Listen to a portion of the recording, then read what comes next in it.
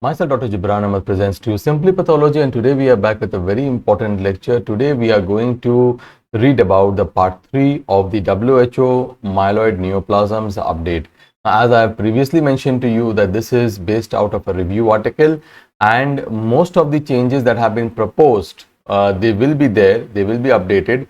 There might be few modifications, but as of now, okay, as the new IARC WHO site has stated that already the 5th edition of WHO is out.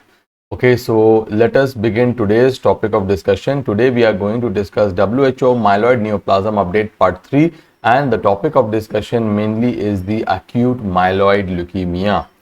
So let us see what are the new things and what are the changes that is there. So very importantly, as previously it was also tried to do, and over here it has become more obvious that over here, as much as possible, the WHO is stating that you should classify genetically more.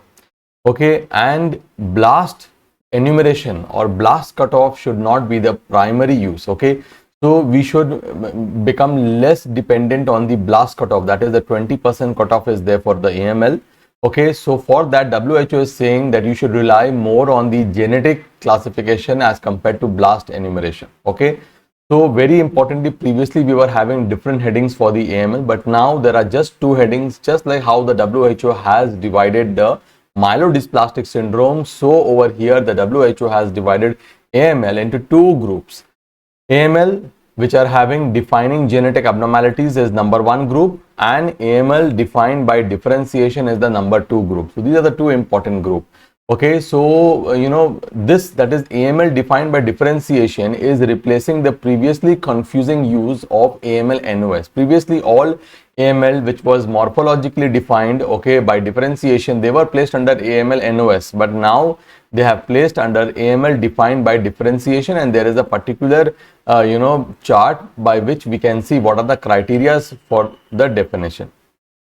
Another key change, as indicated above, it is the elimination of the 20% blast requirement for AML types with defining genetic abnormalities. Previously, it was proposed that only the first 3 types, okay, which I will discuss, that is translocation 821, okay, PML rather, that is 1517, and I think it was one more. There were 3 important AML with genetic abnormalities that were actually not required to have a blast percentage, but over here in this variety, most of the AML defined by genetic abnormalities do not require a blast percentage, except AML with BCR ABL fusion and AML with SEBABA. Okay, so this becomes very important to understand.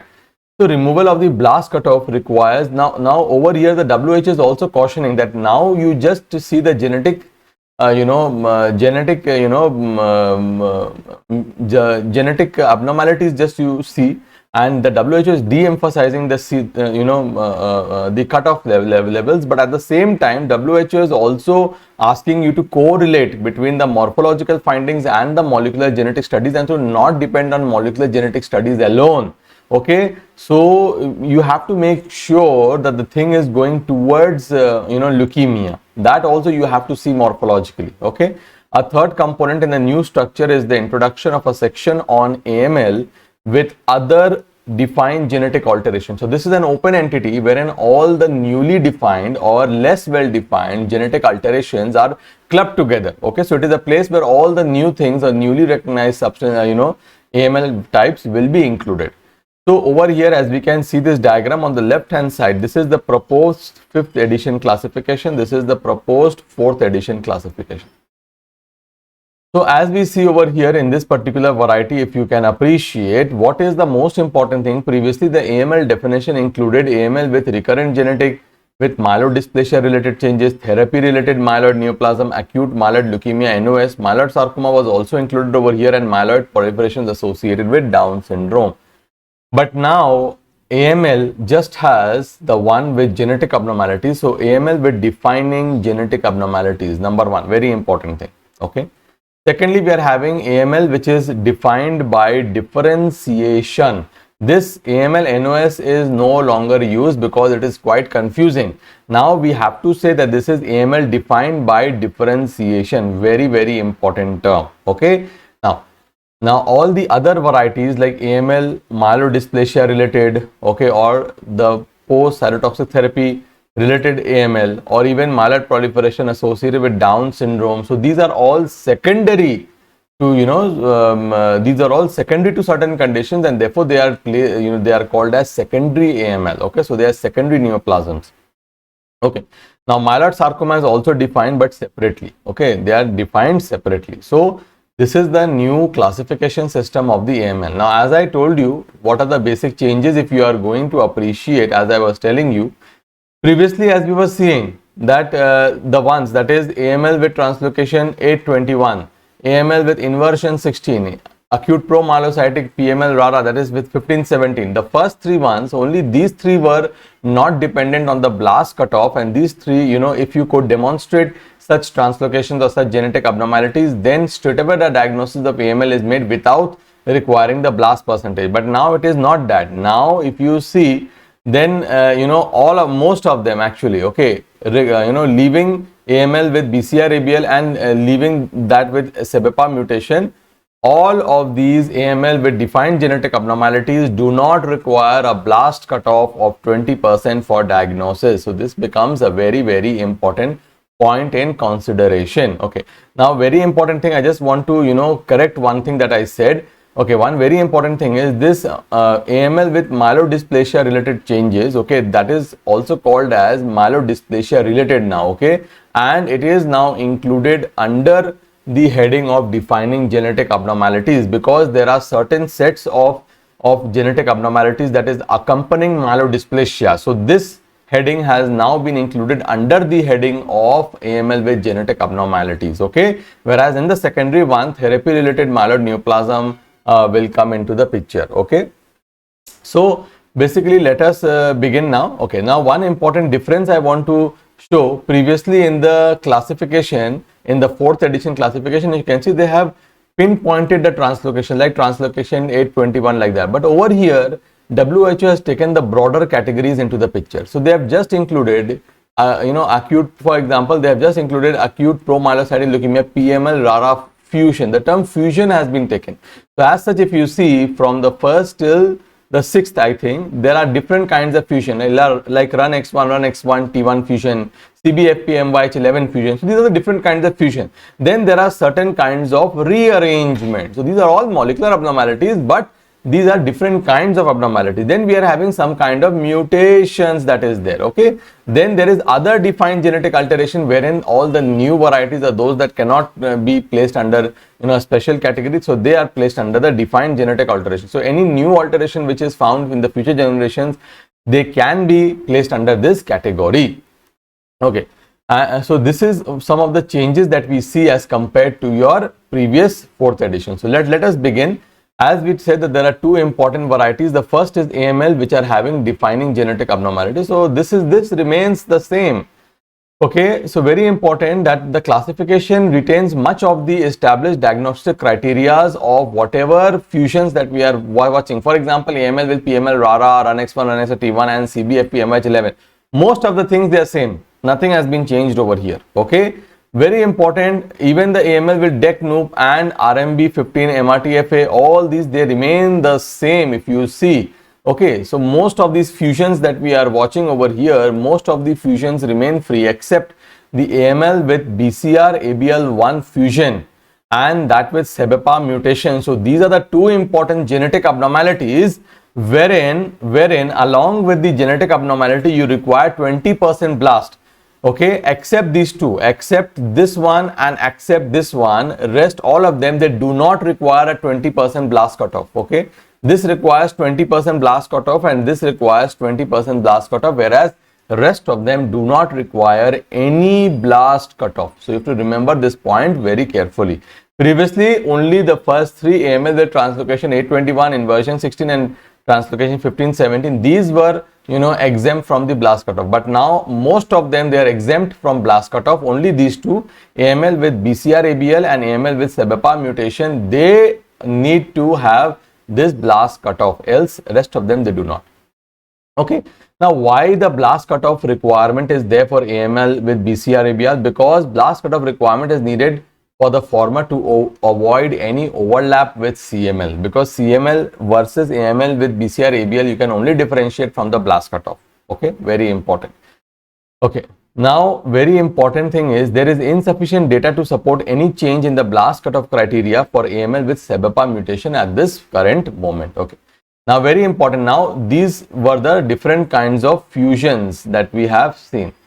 Now after fusions, the kind of arrangement is the rearrangement. So there are certain AML which are having characteristic rearrangement involving KMT2A, MECOM and NUP98.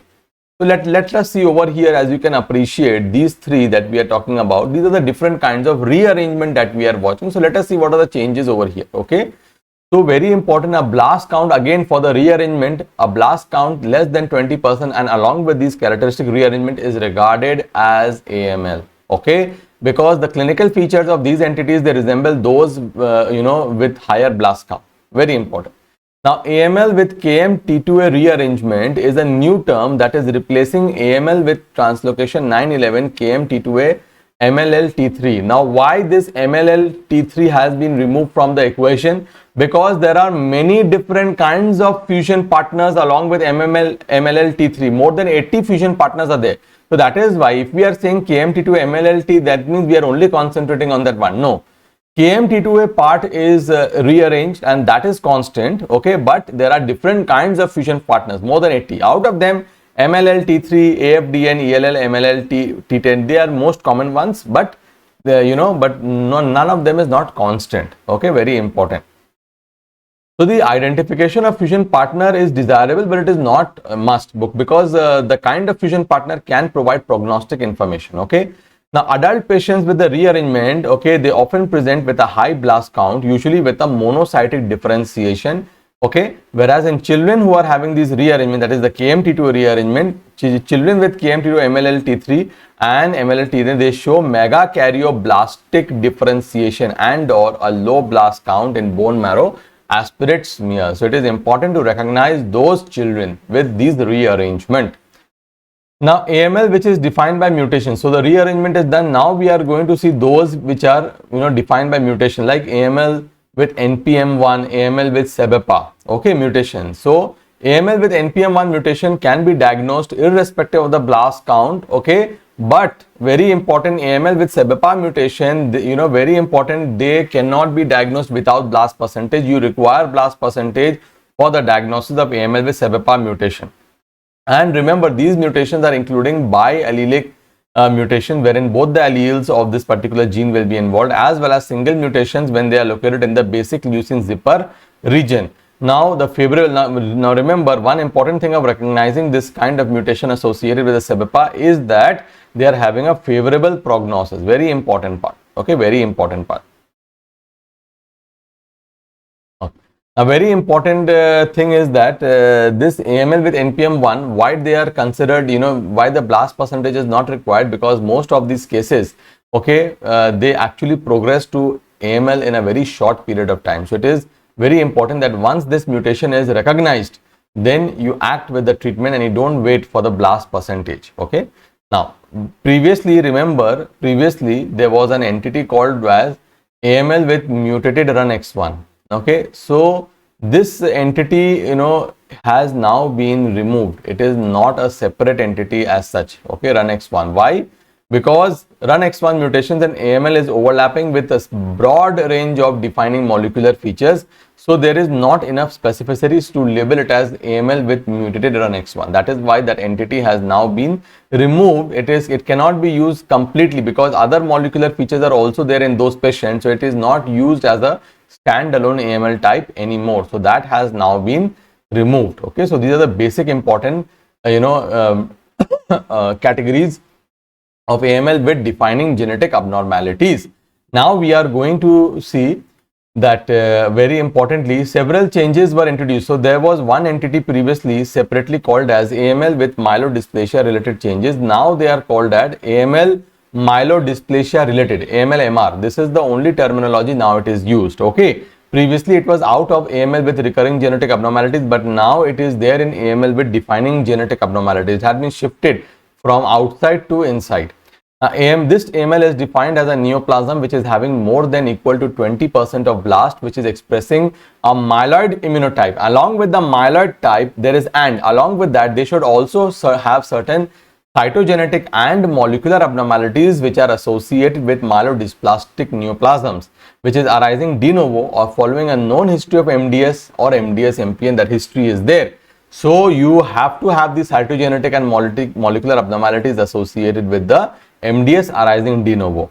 Okay, so what are the key changes? Key changes include that just if you see dysplasia in an AML case, you cannot diagnose that case as AML myelodysplasia related.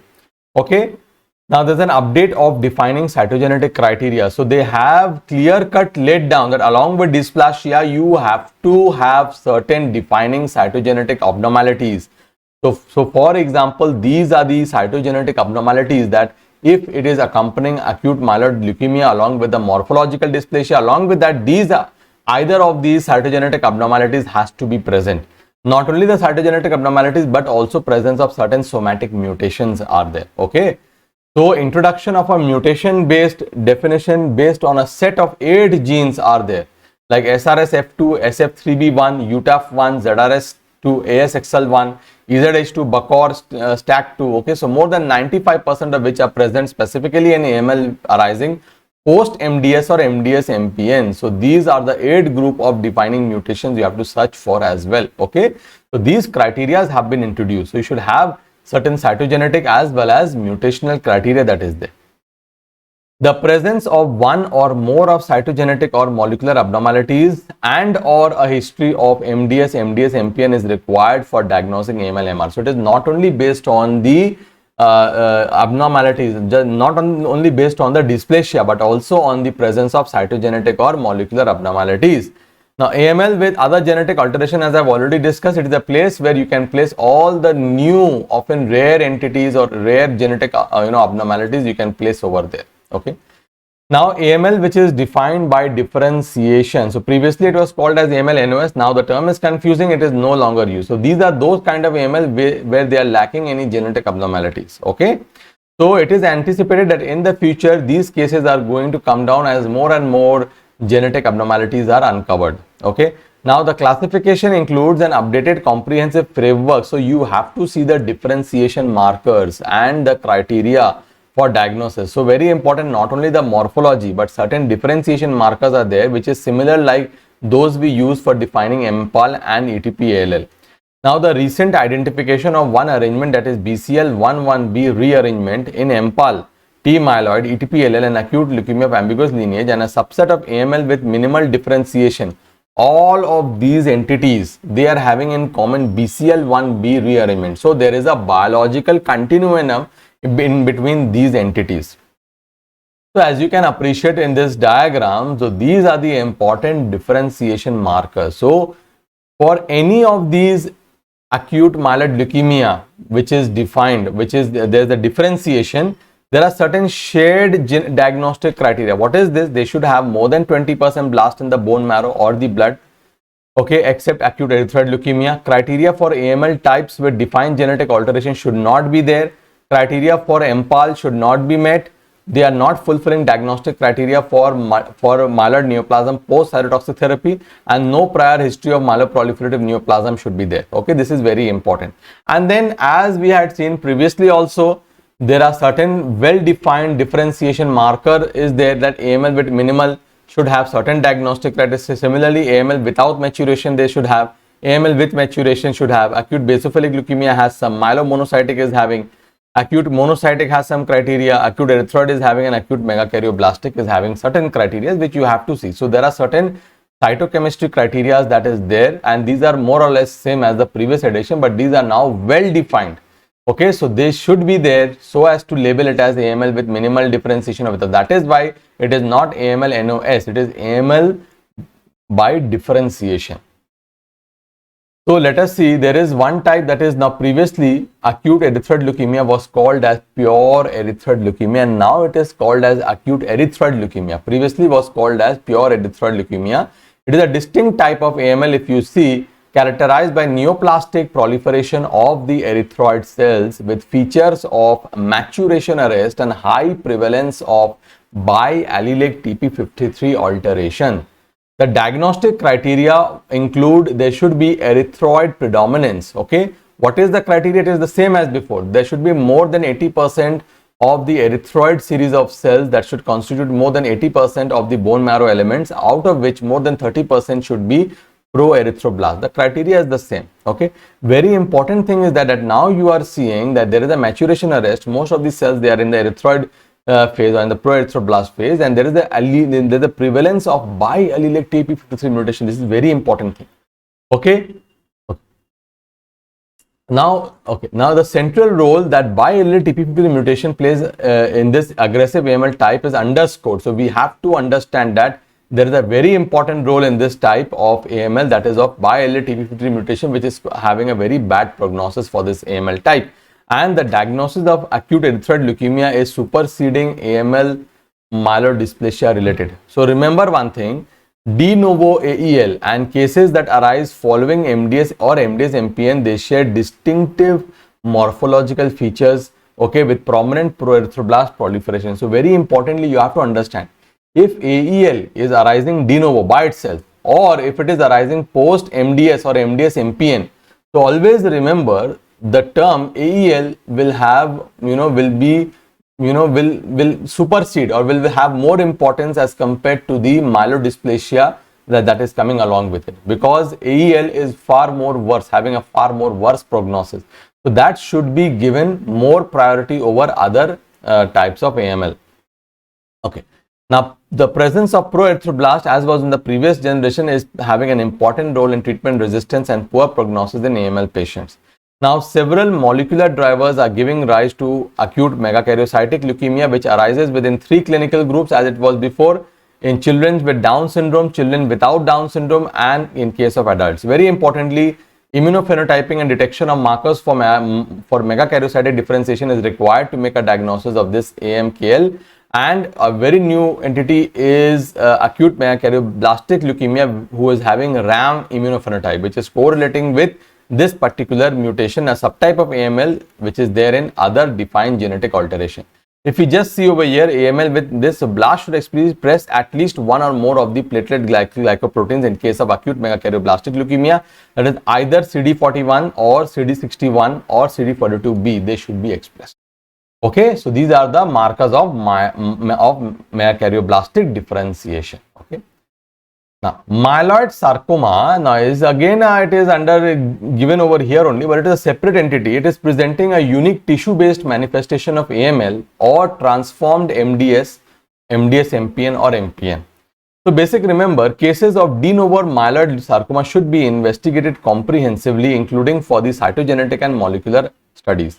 Now, molecular alterations in myeloid sarcoma and concurrent, if there is a myeloid sarcoma, that is a particular proliferation of myeloid series of cells, okay, at one particular place, and a tissue, that is myeloid sarcoma.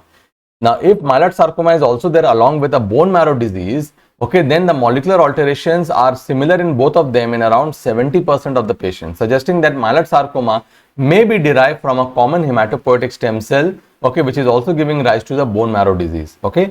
Now, relevant gene mutations are detected in a subset of patients with morphologically normal appearing bone marrow, suggesting low level clonal myeloid disease or clonal hematopoiesis in the bone marrow. So, very important thing is that certain mutations are detected in few patients, in a subset of patients with morphologically normal appearing bone marrow.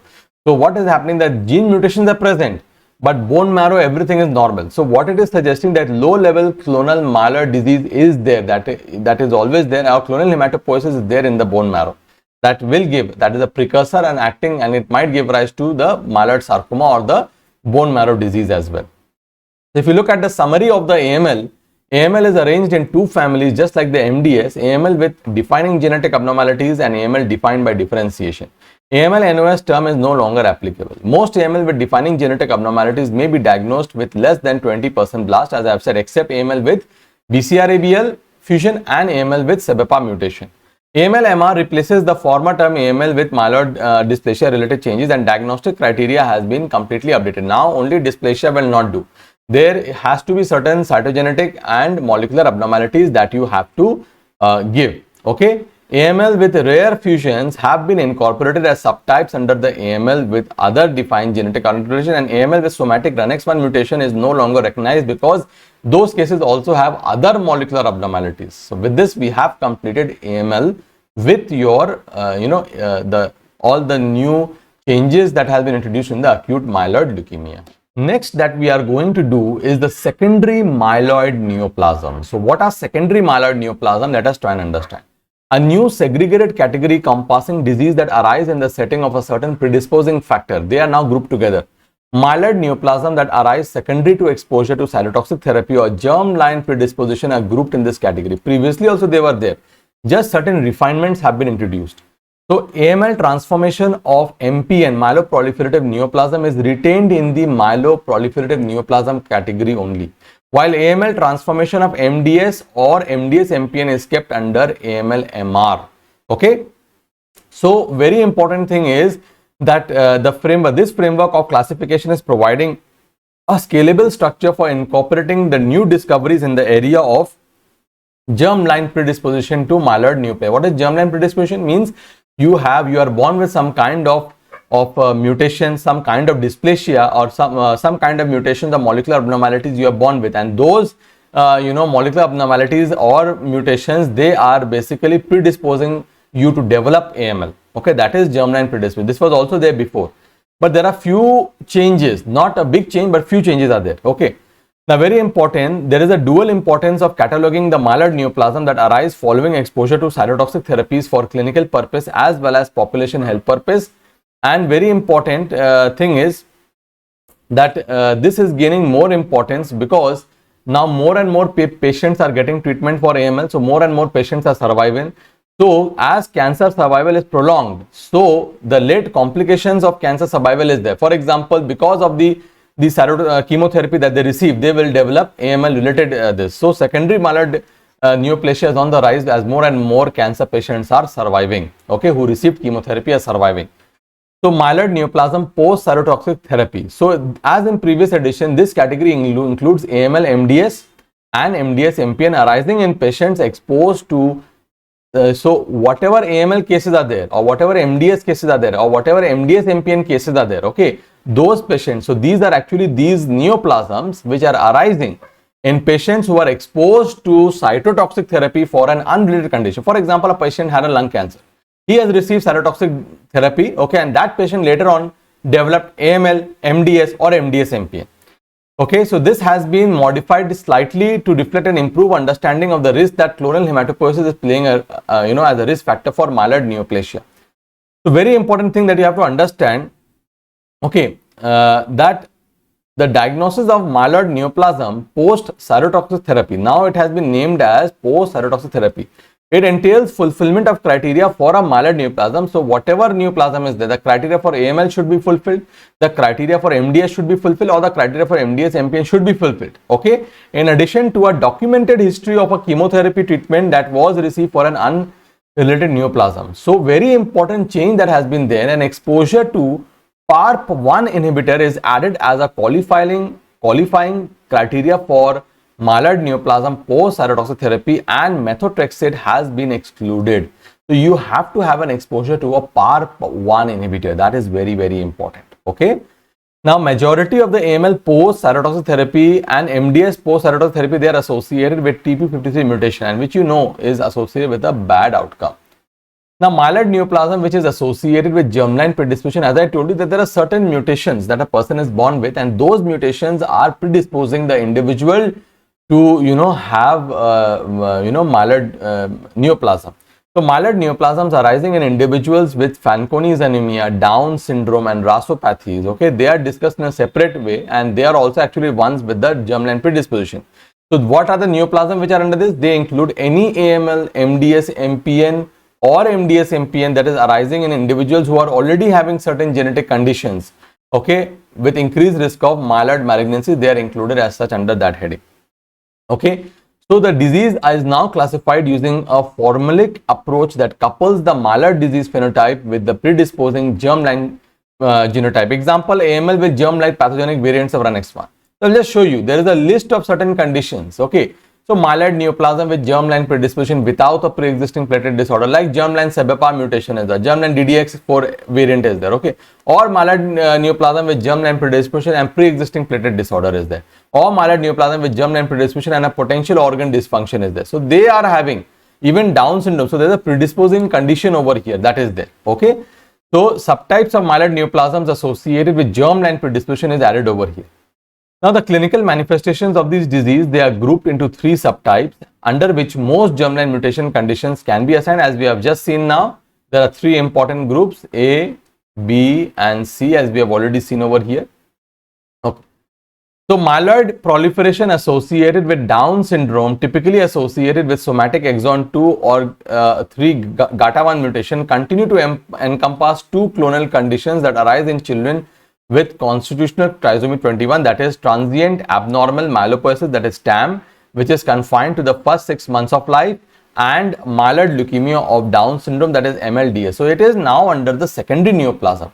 So that those myeloid neoplasm which used to be associated with the Down syndrome is now under the subtypes of myeloid neoplasm associated with germline predisposition. Okay, it is not under the AML as such, it is under secondary myeloid neoplasms, secondary to those myeloid neoplasms associated with germline predisposition. So individuals with the Down syndrome is having this kind of neoplasm and it is now placed under this particular entity. Okay, so this definition is there. So just there is a further refinement that we are watching. So the summary over here, as we will see, so myeloid neoplasm, whether it be MDS, MPN or AML, which is arising post cytotoxic therapy, they require full diagnostic workup. So you have to show that the person has received a chemotherapy prior they have received for an unrelated condition, okay, and therapy related term has been replaced. It is now replaced by post cytotoxic therapy, and very important, certain criteria have been defined that should be there, and so PARP1 inhibitor has been, exposure to PARP1 inhibitor is added as a qualifying criteria for MP and PCT. Now the diagnostic framework for myeloid neoplasm associated with germline mutation predisposition is restructured along a scalable model that can accommodate future refinement and discoveries. Okay, so we have now divided under 3 headings. Okay. So with this part 3 of the myeloid neoplasm update, we have completed in details. Thank you for watching this particular video.